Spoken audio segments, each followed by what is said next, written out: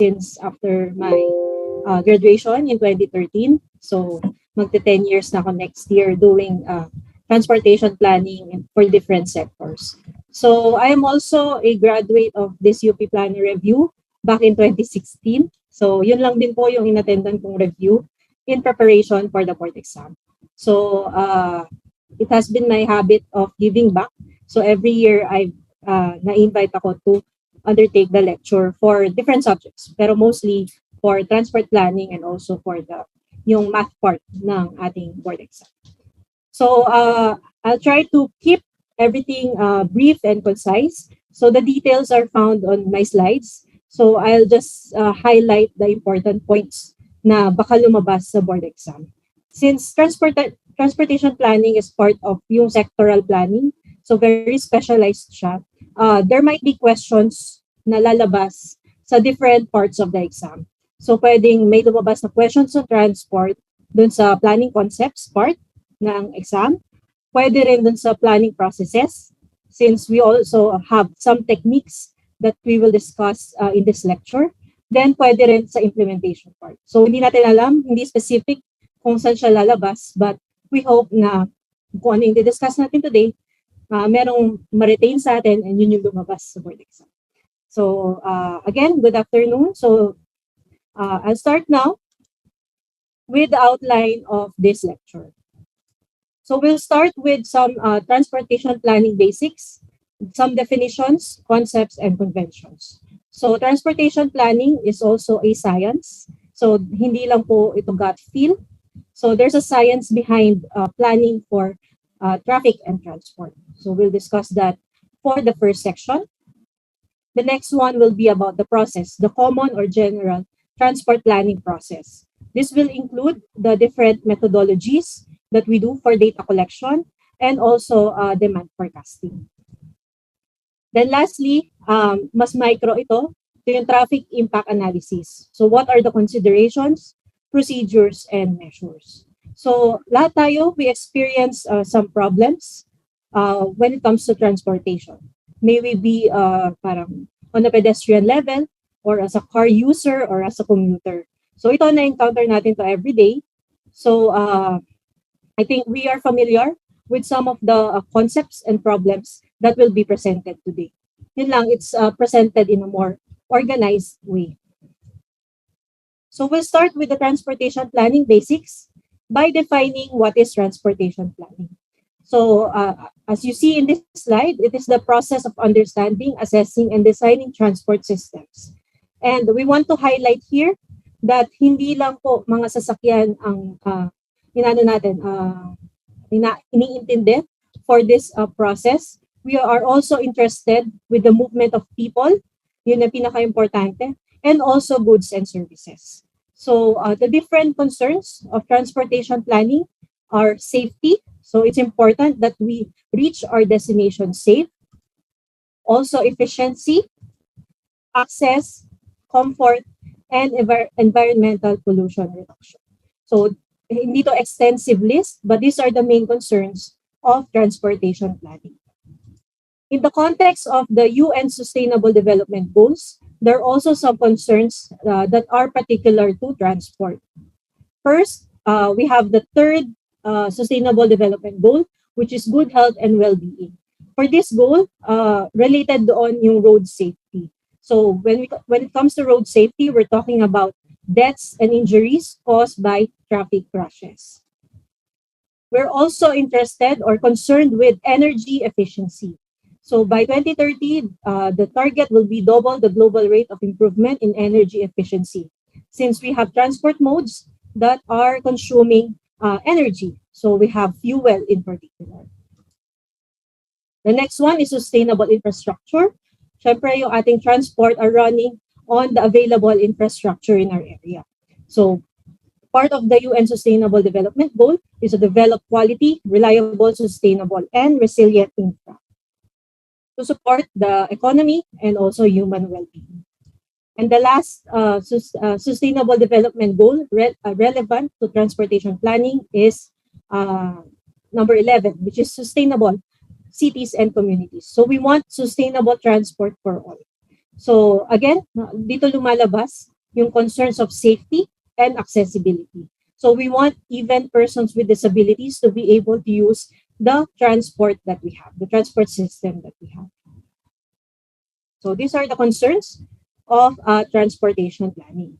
So transportation is directly related to land use. So later, I think the next session will tackle comprehensive land use planning.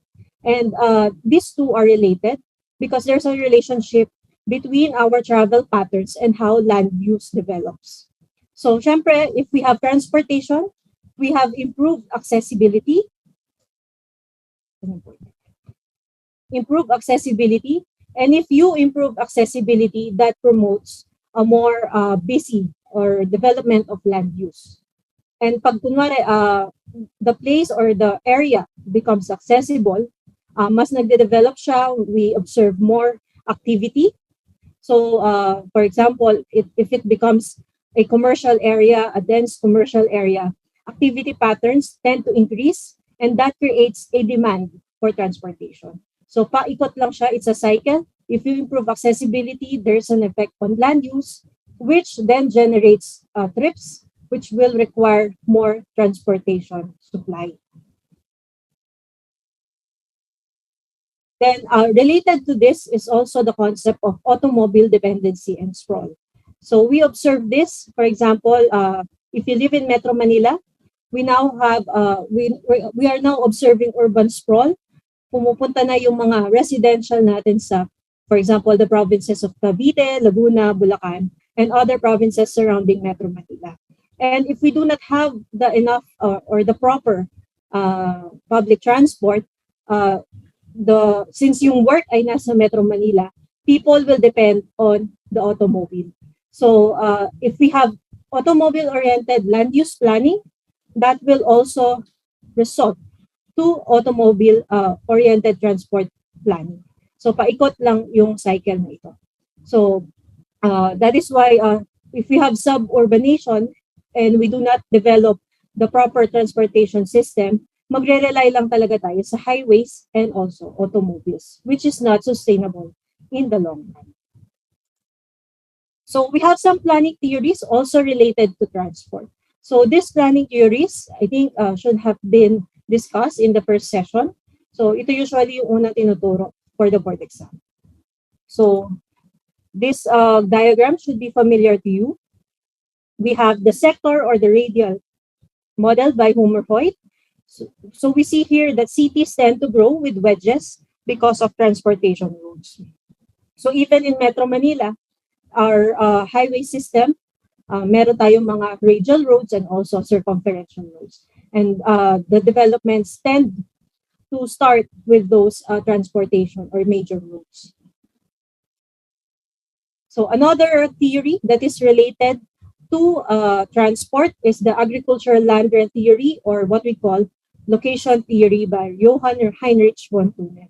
So for this one, it also illustrates the balance between land costs and transportation costs. So if you live in the center, you have less transport costs, but you have higher rent costs. And habang palayo ka ng palayo dun sa city o city center, tumataas yung transportation cost mo, pero mas mura yung presyo ng land. So that is how transport relates to this theory. Then some notable personalities in transport planning, we have Robert Garin and Ira Lowry's gravity model. So if we come back to our physics class, we also encountered this gravity model.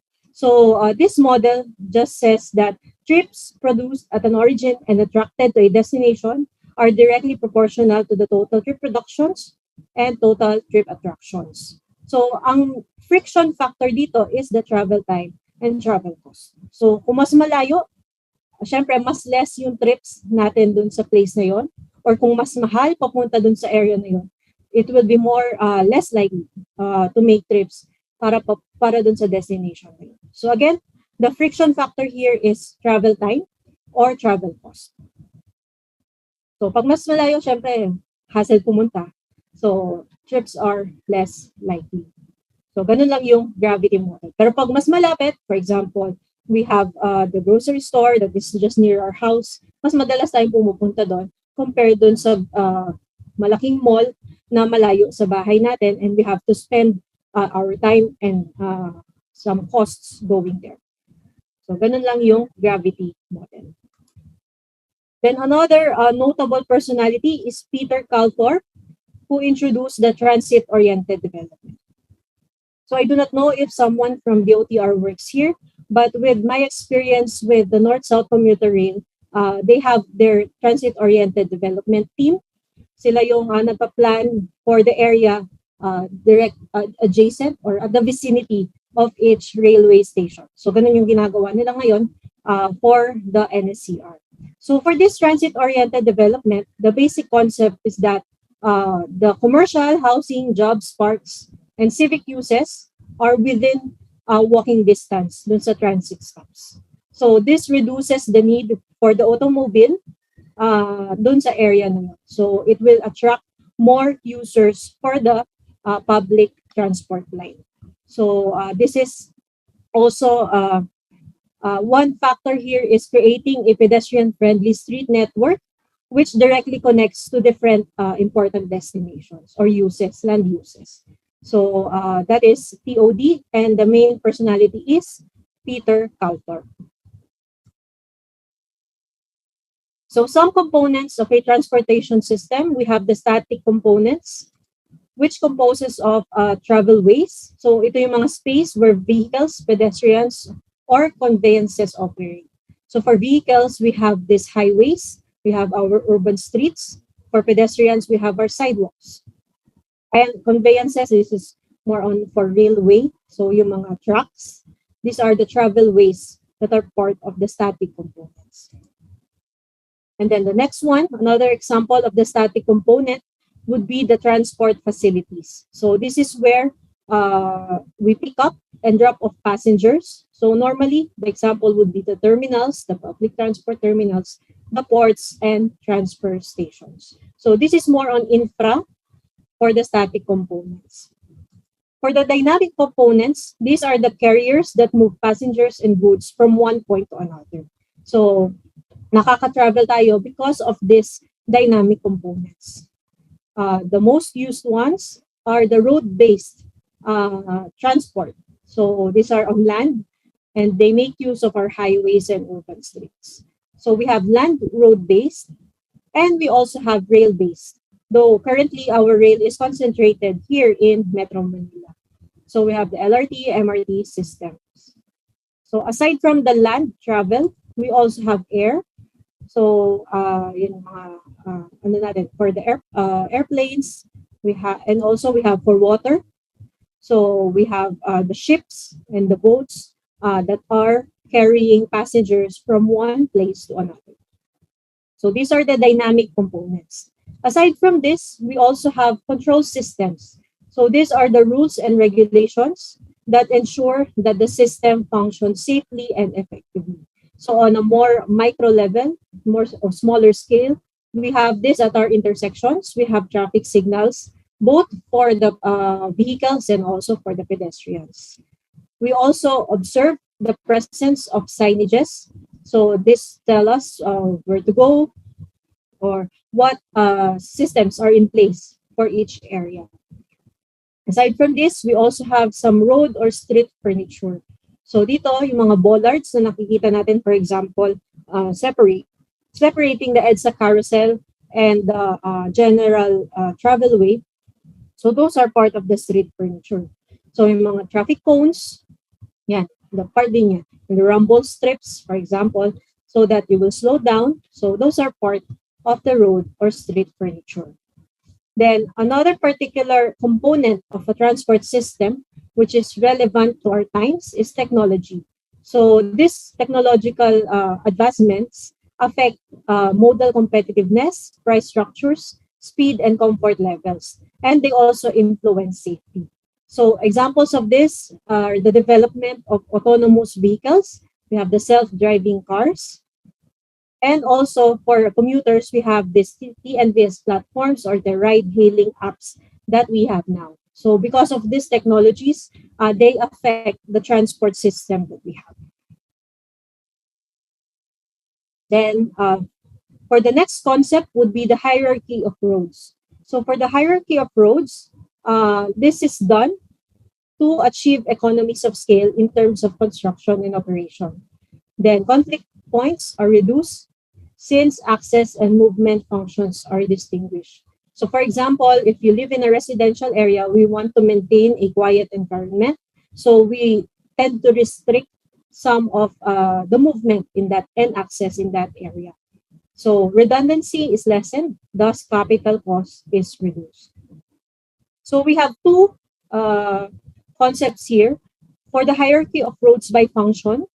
So this is explained also. I don't know if there are some participants from the local planning of some cities or municipalities. This was taken from the Local Public Transport Route Plan Manual, Volume 1. So this is explained by the manual.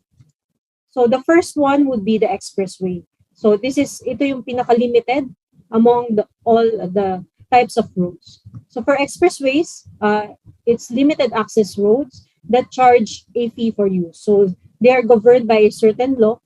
So kailangan limited access lang sila. So you cannot walk dun sa main line ng expressway, for example, or there are some vehicles that cannot use the expressway because, for example, their speed is not enough or they need to pay.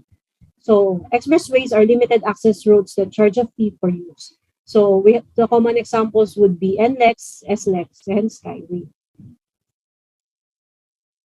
The next one would be the arterial roads or the arterials.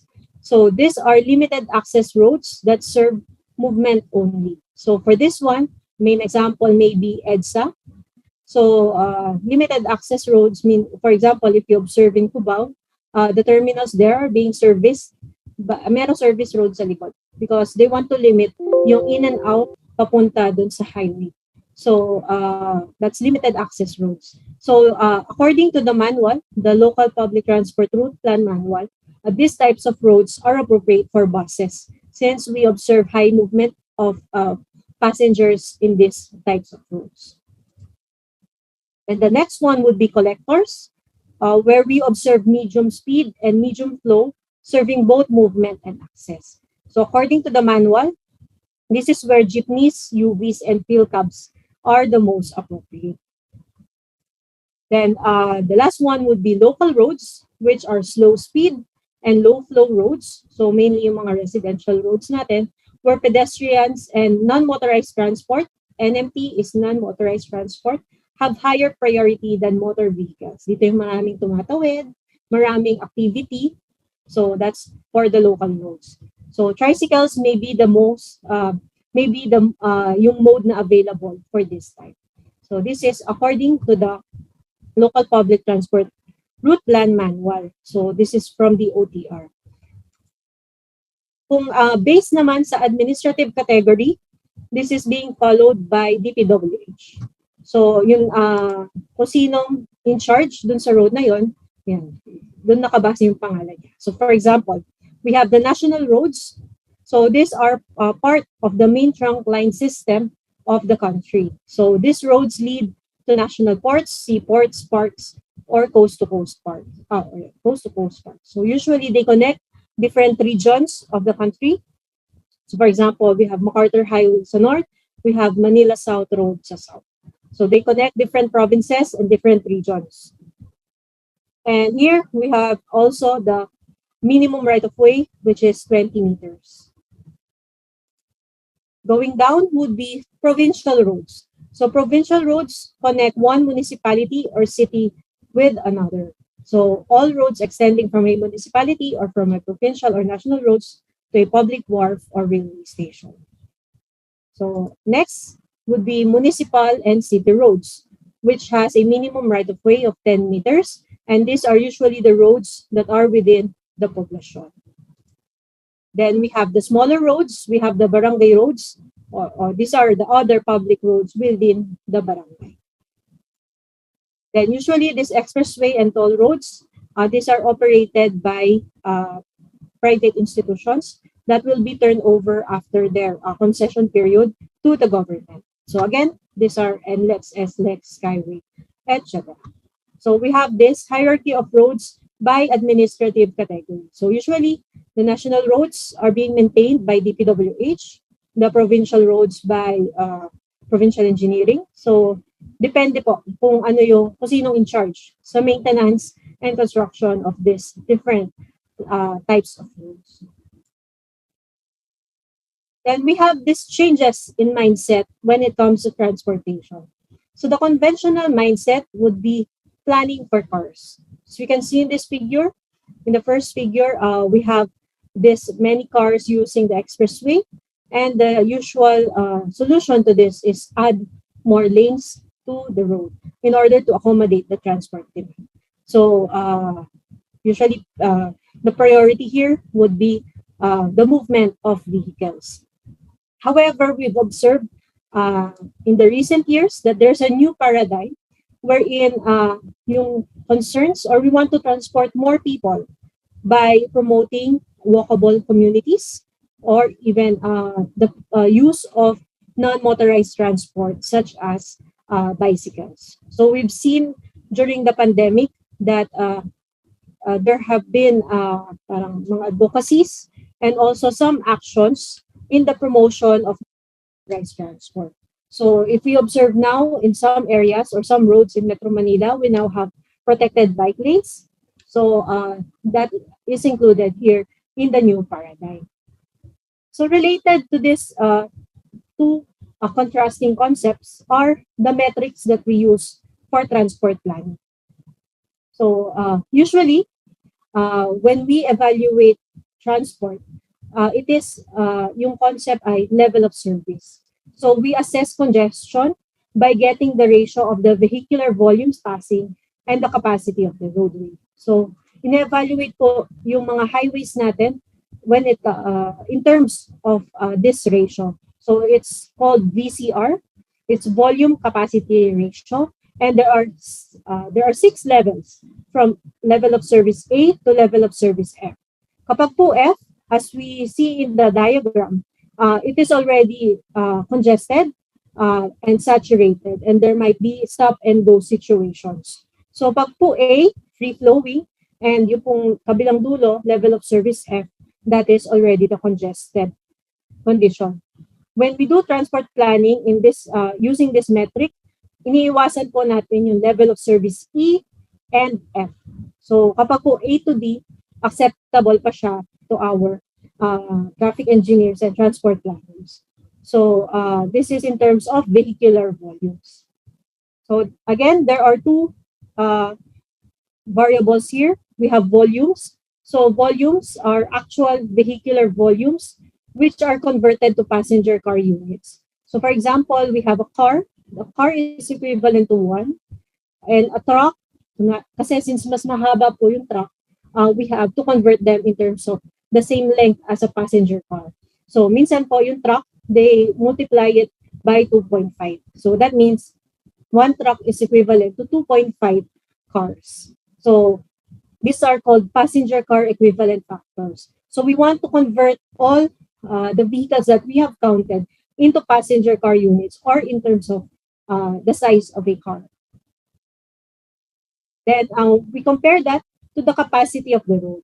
So the capacity of the road is influenced by road geometry, meaning mas wide, mas maraming lanes, mas maraming capacity. Then we have the truck percentage, the lateral obstructions, and roadside friction.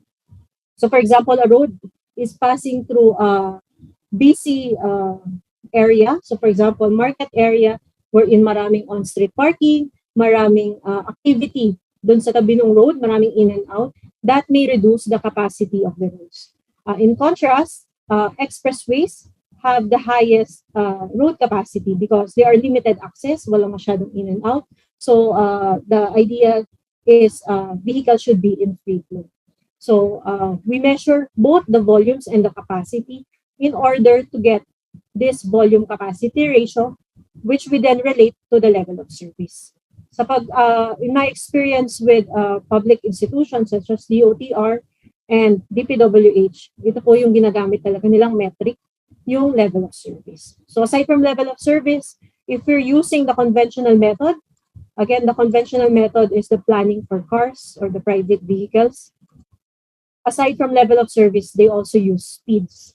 So for example, 20 kph, 40 kph, dapat ang target speed for EDSA, for example. So kung speed, usually, nasa lens yan ng private car user. Kung yun ang metric po na ginagamit. Then with the new paradigm, one of the transport planning metrics that we encounter would be the corridor capacity. So usually, when we plan for people, we plan for the movement of people. Syempre, ang metric mo, how many people are transported within an hour. So it's important that we prioritize those modes that can transport the most people at the shortest time. So this is a diagram. So kapag pag puro private car, you can only transport 2,000 people. If you have a regular bus, 9,000. And for example, the BRT, we have the bus rapid transit, we have 20,000. And as we move towards rail, mas marami tayong natatransport for an hour. Then we also have here pedestrians. If we prioritize the development of sidewalks, where people can walk more freely and more comfortably, we can transport more people. And we also have here cyclists if we provide protected bike lanes. So this is one of the metrics being used for if we are observing the new paradigm. So pwede rin dito yung commuting time. So all in the lens of the commuter or those, kasi konti lang naman ang may kotse sa atin. So most of the people living in the urban areas do not have an access to the car. So they should be given priority. So we do not want to enter into this black hole theory of road investment. So usually when we experience highway congestion, we want to widen our roads. That's the easiest way in order to add capacity. And if we add capacity, travel is easier. So it will encourage more trips, which will lead to more congestion. So paikot lang siya. So up to such time that you do not have the space to widen anymore. So we do not want to enter this black hole theory of road investment. So this is usually the argument for the introduction of new expressways. Kasi the expressways will only cater to limited number of people. Since yun lang may access sa kotse, sila lang yung makakagamit. So here we relate this quote, wherein building more roads to prevent congestion is like a fat man loosening his belt to prevent obesity. So this is the concept also of induced demand. So kapag mas free ka kasi, pag mas madali yung travel, mas ma-encourage ka mag-travel. So that is induced demand. So that's for the first section, transport planning basics. So I will now pose one question that was given to us so back in 2016. Tanong talaga siya sa board exam. So I encourage you to answer dun sa chat box for this question. So the question is, national roads should have a right-of-way of not less than blank. So A would be 30 meters, B 25 meters, C 20 meters, or D 15 meters. So see the chat box, letter C. So everyone answered letter C. That's the correct answer, letter C. During the time of my board exam, hindi ko to alam. Hindi siya part ng review. Kaya nung ako na yung nagre-review, linalagay ko to lagi sa slides. So you should baka lumabas to sa board exam. The right of way for the different types of roads. So thank you for answering. I'll proceed now with the transportation planning process. So transportation planning is part of a broader process. We have this transportation planning, which is related to traffic engineering. When pag po traffic engineering, we talk about the design of the infrastructure. So paano dapat yung design ng intersection, paano dapat yung design ng road, paano dapat yung design ng system. This is also related to traffic management. So traffic management, usually we talk about route planning, detours, and also the traffic law enforcement. So, for example, we have the coding, number coding. So, the number coding affects yung transportation planning, traffic engineering, and traffic management. So, all of this may look similar, yung mga terms na to, but they're all, actually, they parang meron silang specialization or they pertain to a more particular subject. So, these are all related. So, transportation planning usually gives a more general view of transport demand and supply. So, yung mga numbers, traffic numbers will come from this transportation planning. The implementation part usually is traffic management and traffic law enforcement. The design part is usually traffic engineering. So, we have this transportation planning hierarchy wherein yung pinakamataas or yung parang umbrella would be a national plan. So, for this national plan, we have the different economic development and transport policies. In the Philippines, we have the National Transport Policy. So, nandun yung mga kung ano yung priority, so how, and then some laws or bills that are related to funding and regulations. So, this is on a national level. The second level would be the comprehensive urban or regional plan, which includes population and economic projections and transportation requirements. So, for Metro Manila, we have the JICA study, or we call it MUSEP. So, search nyo na lang kung ano yung MUSEP. So, this covers the Mega Manila area. So, hindi lang siya the cities within Metro Manila, but also surrounding provinces such as Cavite, Laguna, Bulacan, up to Pampanga, I think. So, because the people from these provinces also work in Metro Manila, that is why their systems have to be integrated. Then, the next one, parang nag-zoom in tayo, would be the Urban Regional Transportation Plan. So all of these, actually, these are not mandated by law. Itong mga Comprehensive Regional Plan and Regional Transportation Plan. So usually they are undertaken by, yung mga nakikita kong studies are undertaken by entities such as ADB together with the National Center for Transportation Studies. Sila usually yung gumagawa ng mga ganitong plans and studies. So for this one, for the regional system, this serves the long-distance travel system, policies on local portions of the transport system, and traffic management. Then we move to micro. So, mas maliit or na scale. We have the site or project transportation plan. So, these are specific plans for projects. So, for example, we have the commuter railway, we have the Metro Manila subway. They have their own transportation plan, which includes the site development. Then details of that would constitute the facility or service design. So these are construction plans, implementation plans, TIA, and traffic management plans during construction and operation. So I think this is more on an engineering level already. And then the last one would be the systems operation and service planning, wherein we study the road traffic control and regulation, how the public transport system or any transport system should be implemented. So including the schedules, the fares, and the routes. So we have this systems operation or service plan. Again, this is on a general transportation planning level or discussion. Then we have the transportation planning process. So we have 10 steps here. So actually, usual lang siya na process. It just nagsispecialize lang siya sa transport.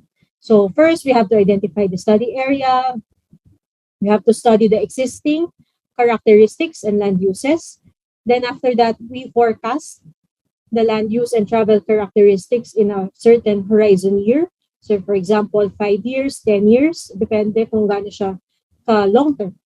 Then we develop models, both land use and travel demand models. Then once we have these models, we can also set goals and formulate different alternatives to accommodate yung na-forecast natin. Then we have plan synthesis and forecast, evaluation, testing, adoption, and continuing study. I would just like to highlight the importance of continuing study because yung ating transport is very dynamic. So any alternatives or transport plans that we implement will change our traffic or transport numbers. So that is why we need to continuously monitor and evaluate if our plan is still applicable to the existing scenario. So there should always be continuing study. So the highlight of the discussion now would be first on the data collection methodologies.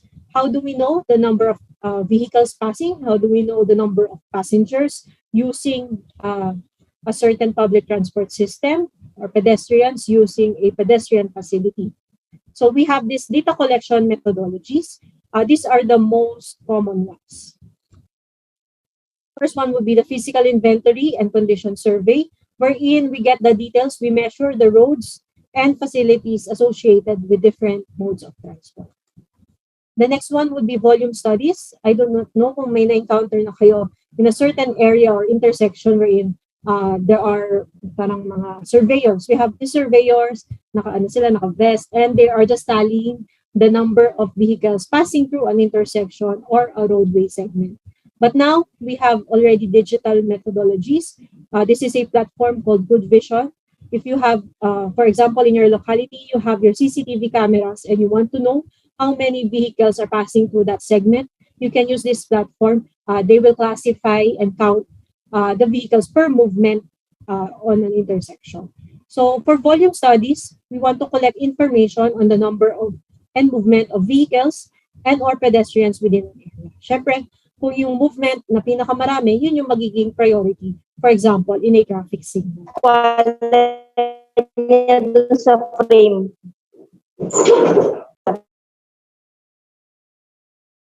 And then on a DPWH level, usually they use these volume studies in order to establish the average annual daily traffic. And later on, pag nakuha na nila tong AADT, that will be the basis for the design ng ating mga roads. Kung gaano siya kalapad and gaano din kakapal yung pavement na kailangan. Then we also have vehicle occupancy survey. Here, we count the number of people na nasa loob ng isang vehicle. So for example, this applies to both private and public transport. So this is useful when monitoring congestion management strategies that consider the mobility of persons. So here, with this survey, it provides us the baseline data kung ilan yung namumove sa isang daan or sa isang system. Ilan yung makakagamit, ilan yung natatransport in a certain hour. Then, we also have household interview survey. So usually, dun sa mga regional studies natin, yung mga funded talaga ng mga transport studies, they undertake this household interview survey to obtain household information, household member information, and trip information. So this includes yung demographics, ilang taon, ilan sila magkakapatid, yung income, yung kung nag-own ba sila ng car, and where they go to work. Usually, yun yung mga tanong sa isang household interview survey in order to establish the trip patterns in a certain area. Then we have also transit surveys. This can be transit load checks. So for example, we have surveyors counting kung ilan na ba yung laman ng isang bus, for example, or boarding and alighting check. So saang stops naman sila umaakyat or bumababa.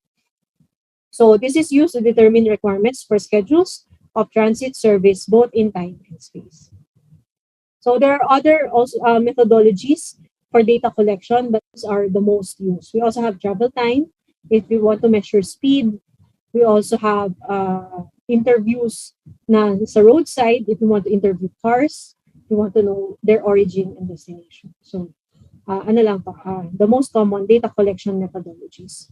All of this data collection will be used for the demand forecasting step of our transport process.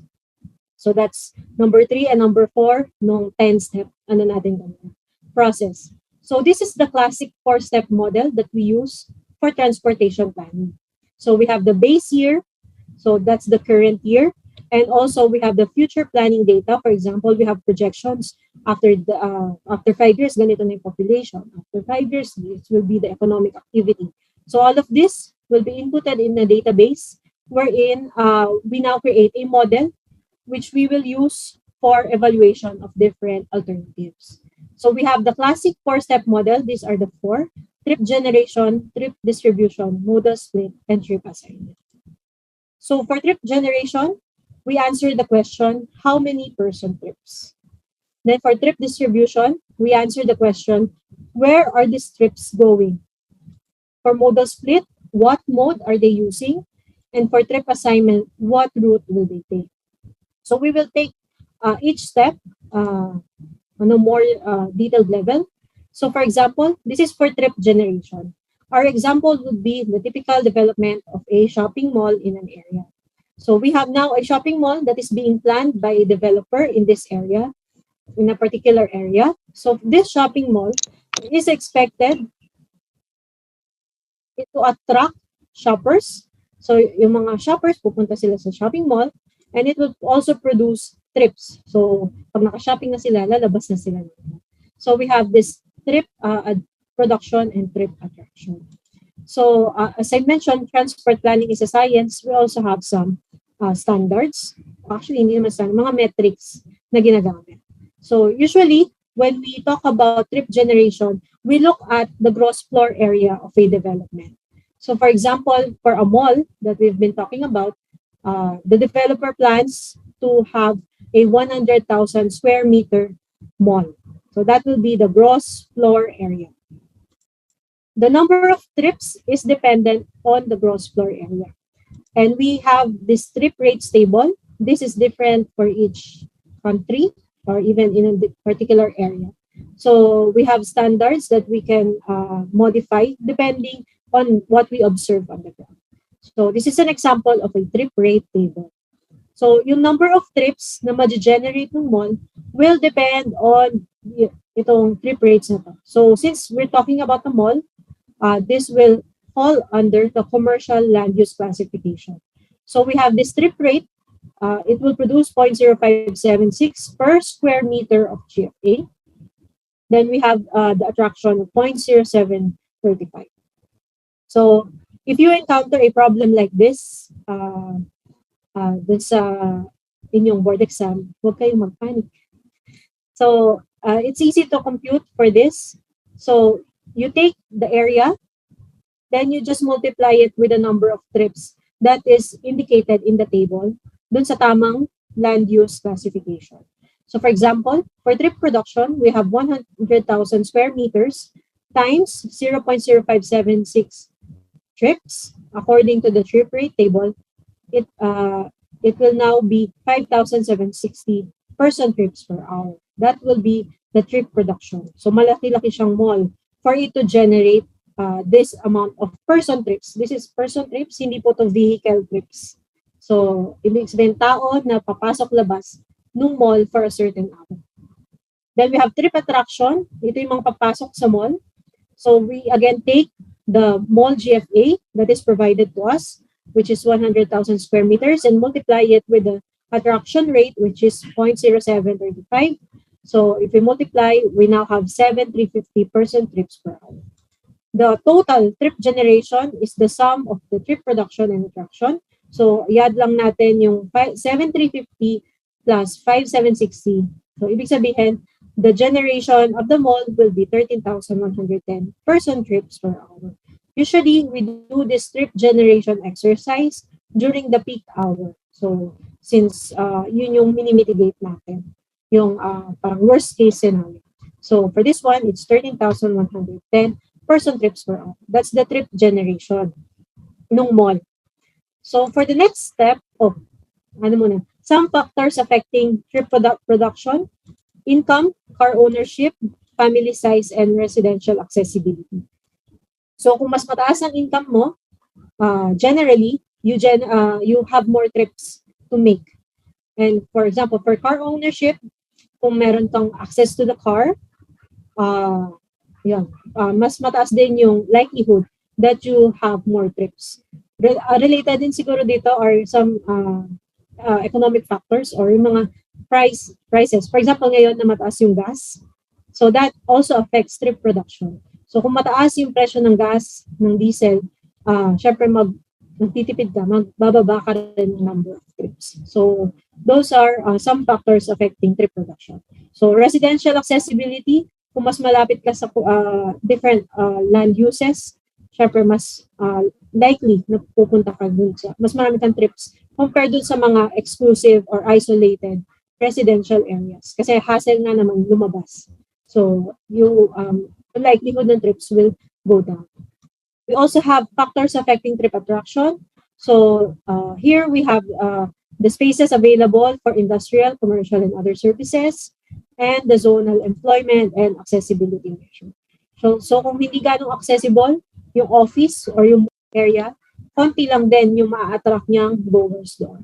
So these are more related to the use of land as compared to sa trip production na mas dun sa mga economic and demographic characteristics of the trip maker. So after, the second step is trip distribution. From our trip generation step, we answered the question, how many person trips? So we have 13,110 person trips per hour. Now, with this number, we want to know where are they going. So for example, for this shopping mall,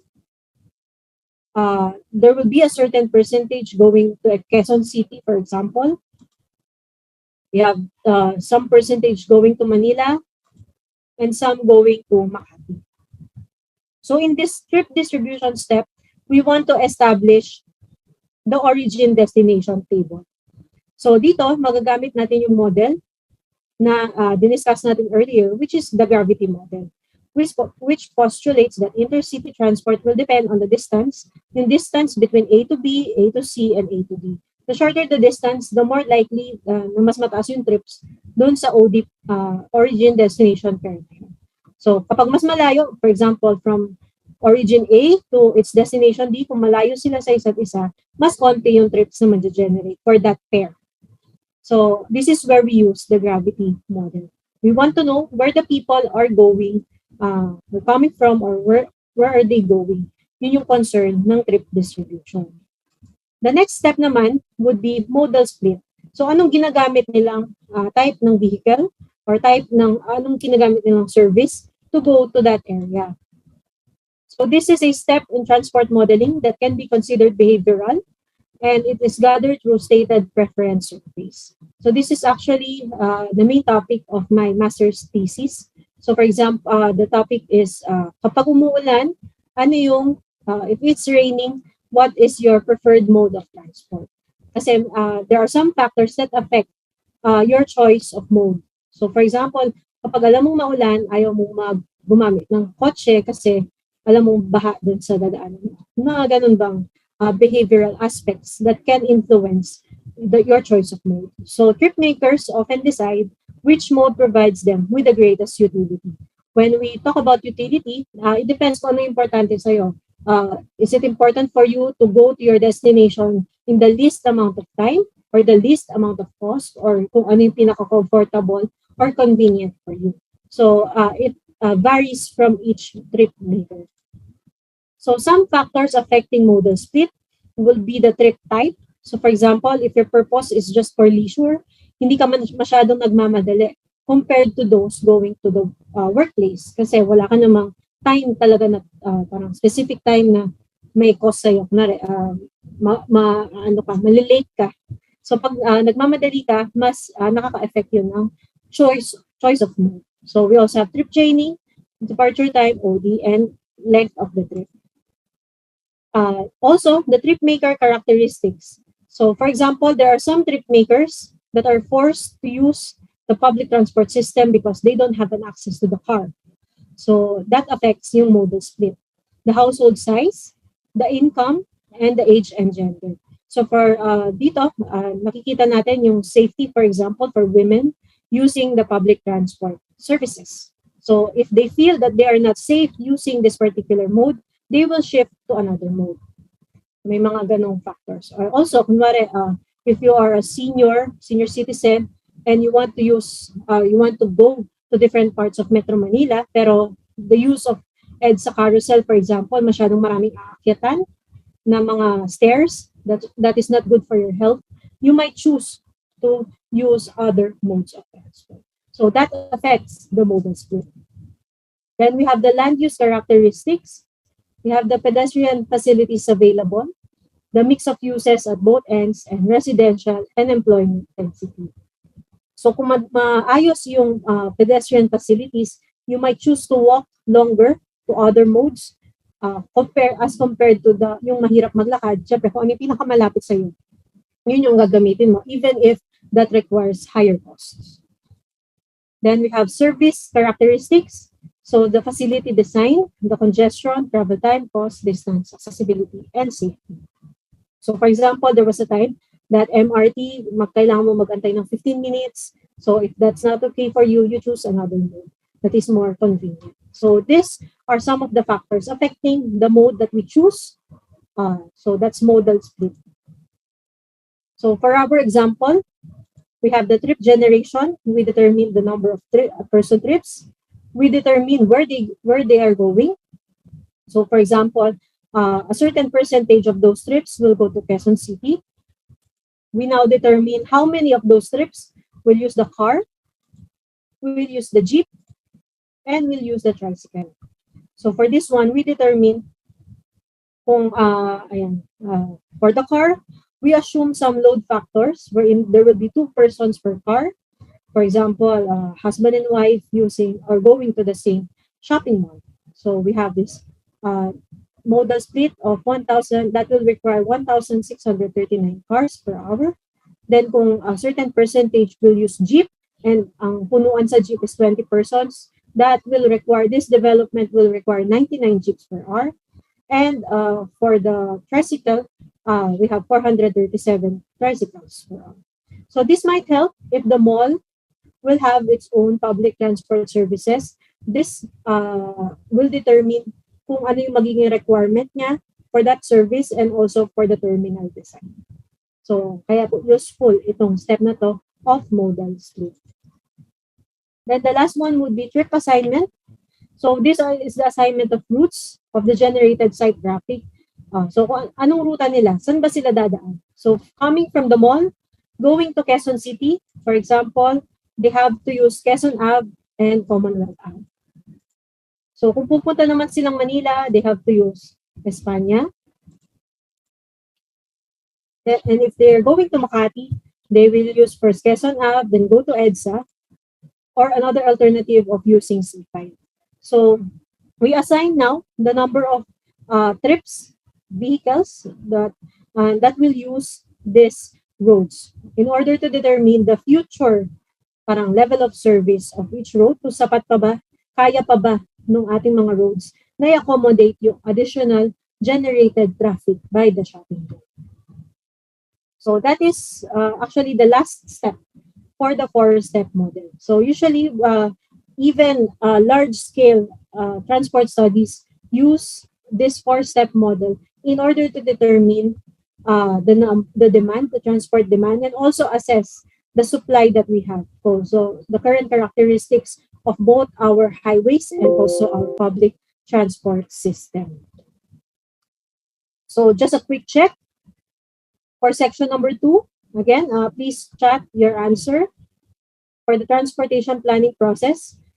This is the question. The gravity model is used in which step of the classical 4-step model? Is it trip generation, trip distribution, modal split, or trip assignment? C. Answer is B. It's B. Trip distribution. Because the gravity model explains yun nga, kung yung distance, it relates to where the people are going. So kung mas malayo ka dun sa destination mo, mas konti yung trips na papunta doon. So usually, the friction factor is the distance or the travel cost going to the destination from your origin. So this is a transportation planning process section. Then the last one is traffic impact analysis. For those, there are some local government units that are requiring TIAs. This is TIA for new developments. So this is the process of assessing and analyzing the traffic impacts of urban and regional developments. The problem with this is not yet institutionalized. So may parang depende sa LGU if they will require the developer ay TIA for their future developments.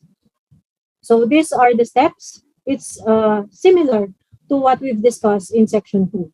So the first phase will be determining if TIA is warranted.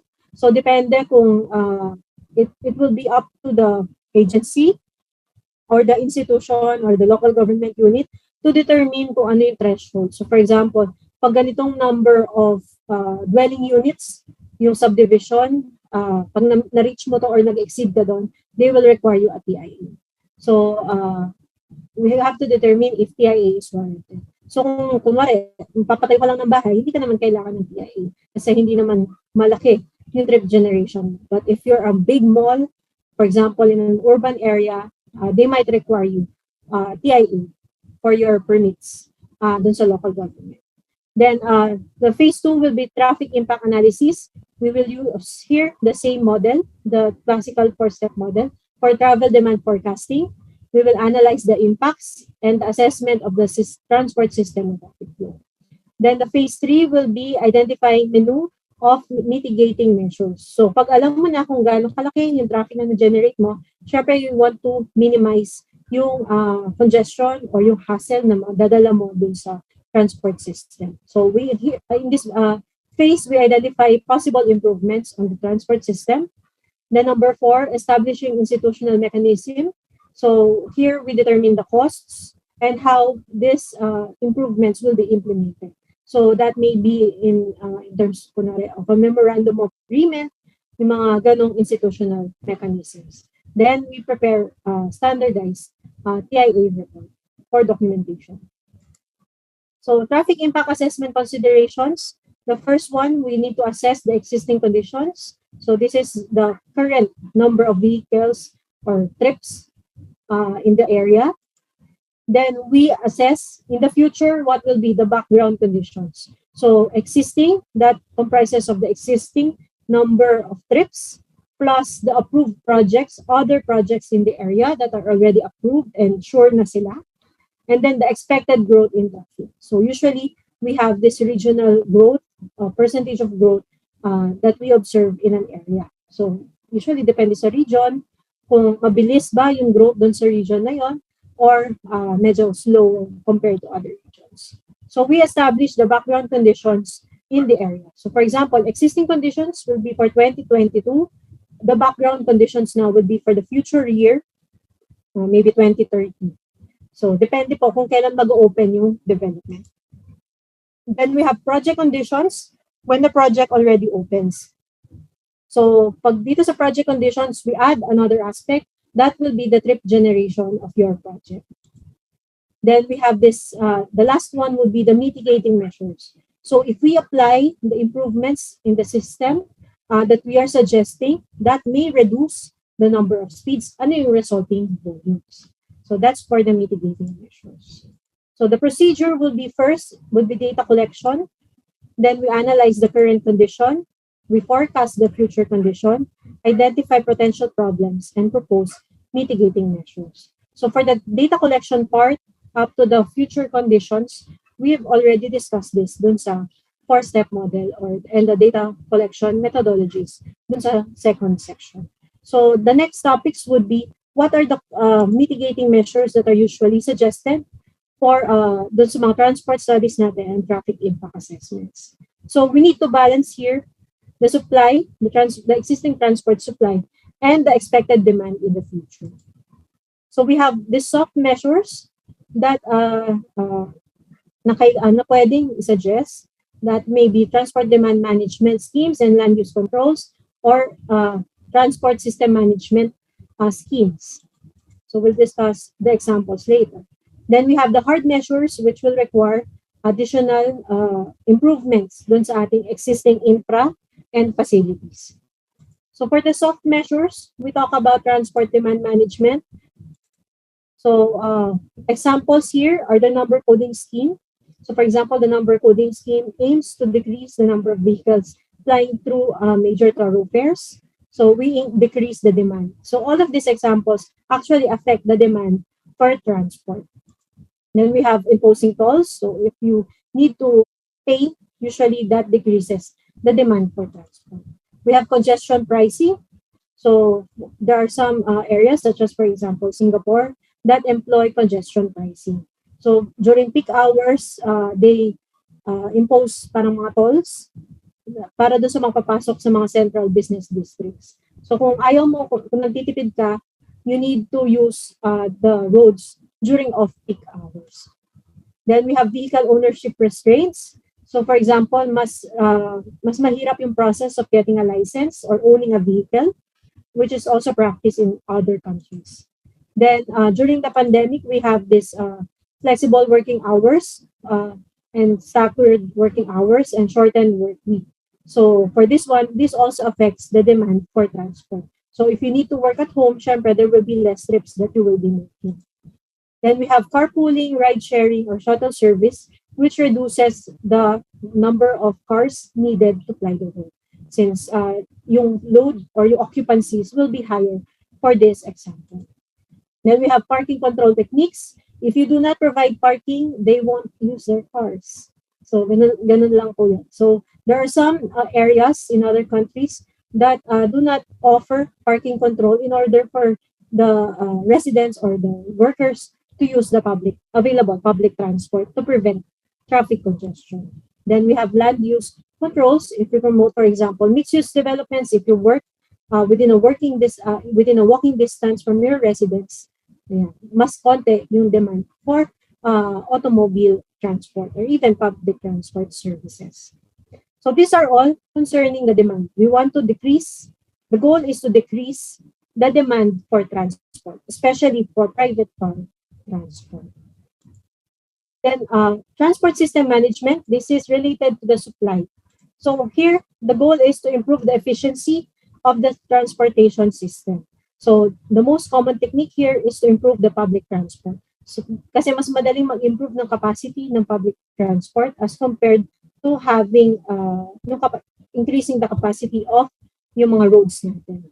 So for this one, these are bus-only streets, free fare transit, and transit priority at traffic signal. So public transport becomes more attractive to the users. Then hard measures would be, infra na talaga. Kailangan na ng capital investment such as road widening, road pavement, and new road network, rehabilitation of existing traffic control systems. So if you want na medyo automated yung traffic control systems, this form part of the hard measures.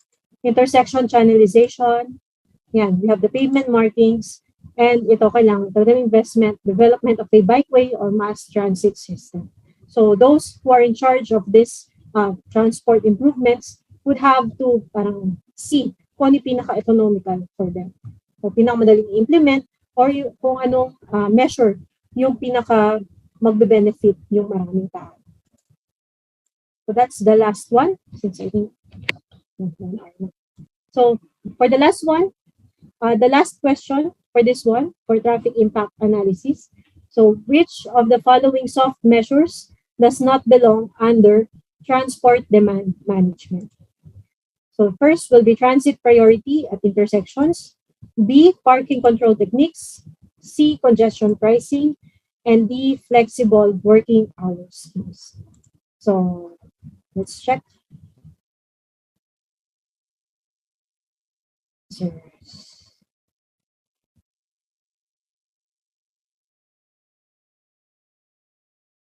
The actual answer is A, transit priority. Because when we employ transit priority, this is already improving the system. Pero yung other three, these are affecting the demand. So ito yung nagpapabawas sa number of trips na na-generate ng isang area. So yung sa A, this is on a system level. This is transport system management. Soft measure. So may mga tanong din na ganito, hindi lang puro identification. So this might come up in the board exam. So that is my last slide. So thank you for listening. I know